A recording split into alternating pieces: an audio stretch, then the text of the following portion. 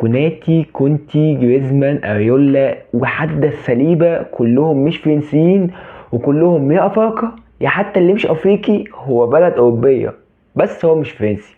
هنتكلم عن اخر قايمة، وهنتكلم عن 15 او 16 لاعب موجودين في المنتخب الفرنسي في القايمة الأخيرة كانوا بيلعبوا في المنتخب الفرنسي، هم أصلا مش أصول فرنسية. بس هذا كنت شامشير ولاجو سكاوت القناة فاز قناة جديد. أنا زياد ماجد ودي موندادا، ويلا بينا نخش في الحلقة. بس قبل ما نعمل حلقة، في حلقة مع حد جاي، حد معروف قوي، حد انتوا بتشوفوه، وحد انتوا كل يعني يعتبر الناس كتير قوي تعرفه. بس هنتكلم عليها كمان شوية وهنقول اما نتأكد من الحلقة حد هيعجبكم، الحلقة هتعجبكم قوي يعني. يلا نخش في الحلقة.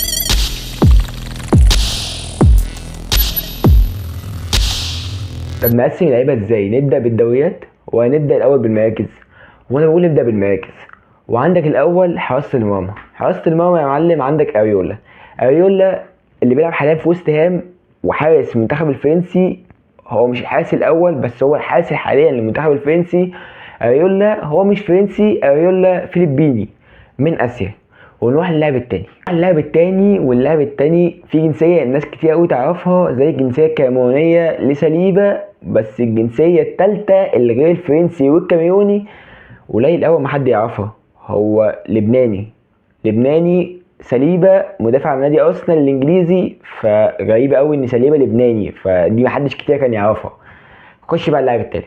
ونروح للاعب التالت، واللاعب التالت جنب ارسنال بالظبط هو ليفربول كوناتي مالي مش فرنسي. هو عندك جنسيتين مالي وفرنسي، اللي كوناتي مدافع نادي ليفربول الانجليزي. ونروح للاعب التالت ونطلع بقى الدوري الانجليزي خالص ونروح الدوري الالماني وبايرن ميونخ اللي عندهم مدافع هو برضه من افريقيا وهو من غينيا بيساو وبمكانه مدافع نادي بايرن. ونروح للاعب الخامس وناخد بقى طياره ونطلع على اسبانيا، وعندك باك شمال ريال مدريد وباك يمين برشلونه. بس واحد بنين وواحد سنغال. فيرنان مندي سنغالي فرنسي، وكوندي بنين. يعني بنين محدش يعرف عنها حاجه حرفيا غير انها جذبت المغرب في 2019 في افريقيا وطلعتها. محدش يعرف حاجه عن بنين، بس كوندي لو كان كمل مع بنين اكيد كان هيبقى مستوى اقل من كده. فكوندي فرنسي بنين، وعندك فيرلان مندي سنغالي فرنسي. ونروح بقى للاعب رقم 7. طب هنكمل بقى عندك في مدريد، ومدريد عندها كده اتنين في نص الملعب، اتنين سود اتنين فرنسيين. مين بقى هما يا معلم؟ عندك تشاوميني وعندك كامافينجا. الاتنين فرنسيين والاتنين في ريال مدريد والاتنين نص ملعب، بس الاتنين مش فرنسيين. اصولهم اصلا من افريقيا. جامافينجا اصلا انجولي، وعندك تشاوميني كاميوني فرنسي اللي هو تشاوميني، وانجولا فرنسي اللي هو كامافينجا. طب نطلع بقى من الحوار ده كله ونطلع من اسبانيا والمانيا وانجلترا اللي احنا ماشيين فيهم دول، ونروح بقى فرنسا. وفرنسا في موناكو عندهم لاعب في نص الملعب اسمه يوسف فوفانا. يوسف فوفانا اصلا مالي، فمالي فرنسي يوسف فوفانا. واللاعب اللي بعديه هو نطلع بقى على ايطاليا، يعني بقى بيتزا بقى والكلام ده. فهو عندك في ايطاليا فيلاتسيو جواندوزي ابن مروان سيري.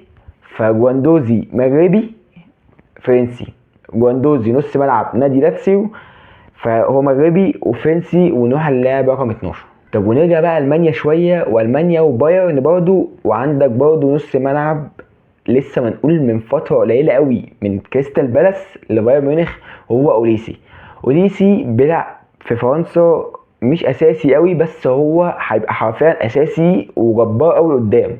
فاوليسي مش فرنسي بس، ده معاه 3 جنسيات، معاه جزائري ونيجيري، واصلا بيلعب حاليا لمنتخب فرنسا. فاوليسي معاه 3 جنسيات. ونروح للاعب اللي بعده ونطلع بقى على العرب شويه ونروح لكانتي في الاتحاد، وهو اصلا مالي. وهو اعترف بالحوار دوت ان هو مالي، وقال لك يا معلم انا رحت اصلا الاتحاد عشان اعمل مستشفيات وابني واكبر في البلد بتاعتي شويه. فكانتي مالي بيلعب في الاتحاد. ونروح اللاعب اللي بعده هو مستشفى نادي برشلونه وحاليا مستشفى نادي باريس، هو ديمبلي عنده برضه جنسيتين غير الفرنسي، هو سنغالي ومالي وفرنسي. فديمبلي رئيس المستشفى حرفيا في الناديين، هو اصلا مش فرنسي. فباين عليه ان هو مش فرنسي، ومفيش فرنسيين بيتصابوا قوي للدرجه دي، يعني مفيش حد بيتصاب كده للدرجه دي اصلا في الدنيا، مش في فرنسا بس. طب ونروح للاعب اللي قبل الاخير. تمام. عندك مين يا معلم؟ في عندي 3 لعيبه اخرى، التلاتة سترايكر.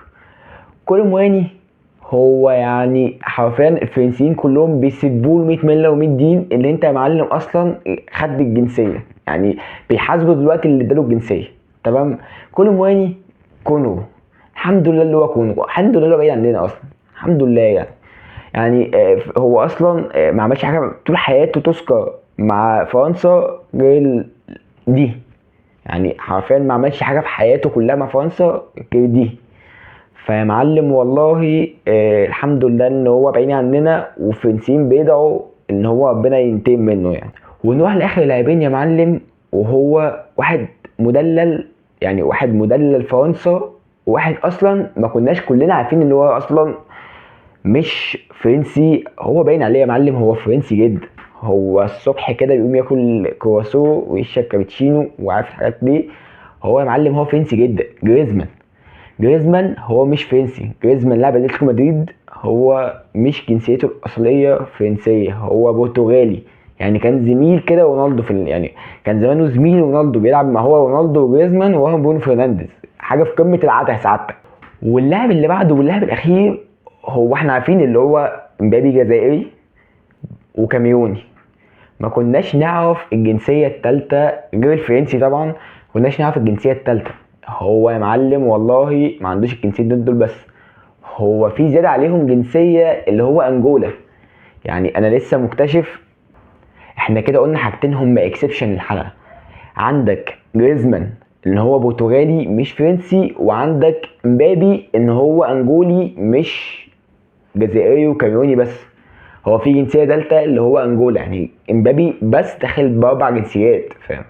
فمبابي قفل اللعبه، بيلعب في ريال مدريد، مدلل في باريس، مدلل في فرنسا، ومعاه 4 جنسيات. يعني حاجه تانية اكتر من كده يا معلم، والله هو قفل اللعبه. وانا قفلت الحلقه. فانت تعمل شير ولايك وسبسكرايب للقناه وتفعل زر الجرس جديد. انا زياد ماجد، ودي كانت المنتدى، ودي 16 لاعب فرنسي مش من اصل فرنسي